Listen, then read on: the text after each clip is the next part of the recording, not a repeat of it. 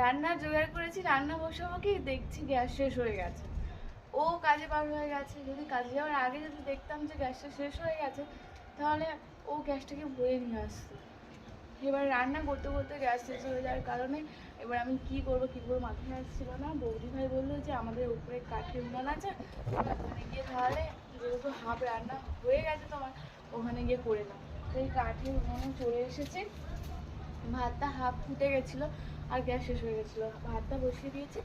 আর soybean আলু, সয়াবিনটাকে ভিজতে দিয়েছি, আলু টমেটো পেঁয়াজ কাঁচা লঙ্কা কেটে নিয়েছিলাম তরকারি করবো বলে।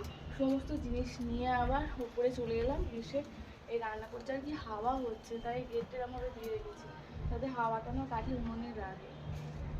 কি যজ্ঞ বলো তো, রান্না করতে বসে যদি এরকম যজ্ঞ হয়।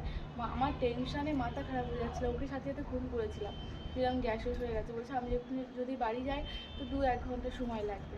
এবার যত বেলা হবে মিঠাইয়ের আবার খেতে দেরি হয়ে যাবে।